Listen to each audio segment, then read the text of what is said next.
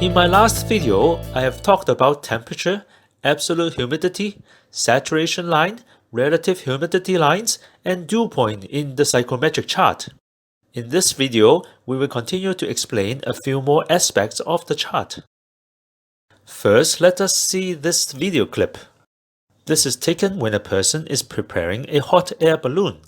What he is doing is to heat up the air inside the balloon. We can see that as the temperature goes up, the volume of air increases. How much volume does air occupy is given by these slanted lines on the psychrometric chart, called the specific volume lines. The numbers tells you the values of specific volume of air. For example, at 25 degrees Celsius and a relative humidity of 60%, 1 kilogram of air will occupy a volume of 0.86 meter cube. We can see that the specific volume increases with temperature, as expected. You probably also know that hotter air has lower density. This is why a hot air balloon floats. The density of air is just 1 over the specific volume, so in this case, density of air is 1.163 kg per meter cube, and density decreases with increasing temperature. The next set of lines on the psychrometric chart is called the wet bulb lines, like these ones. It refers to a wet bulb where a thermometer is wrapped by a water-soaked cloth with air passing through it. In comparison, the thermometer open to air is called the dry bulb. Let's see what happened to the thermometers here. The room has a temperature of 29.8 degrees Celsius and a relative humidity of 66%. As we turn on the fan, we can see that the temperature of the wet bulb drops, while that for the dry bulb remains constant.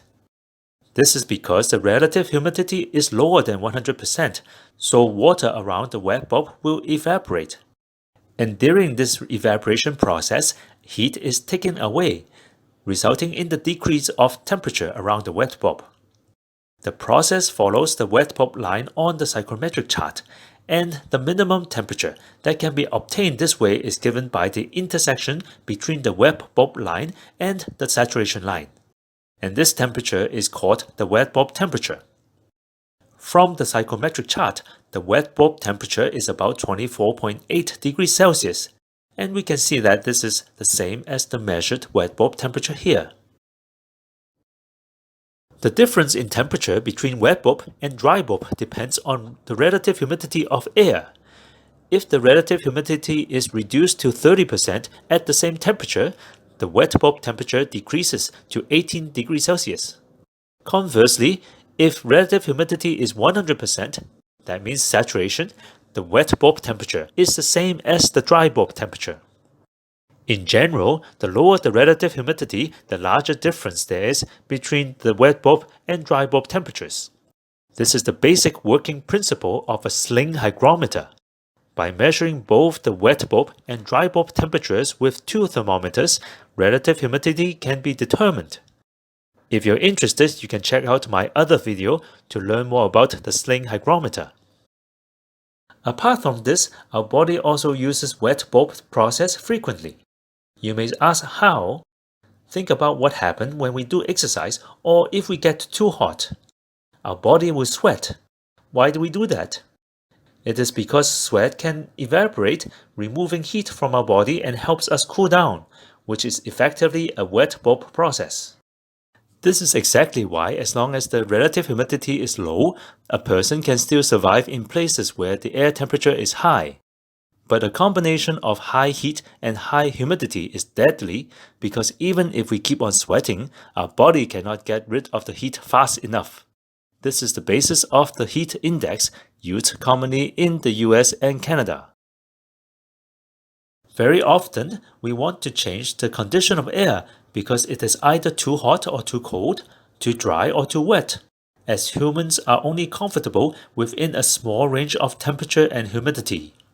So one of the questions that is of concern is, how much energy is needed to change the condition of air?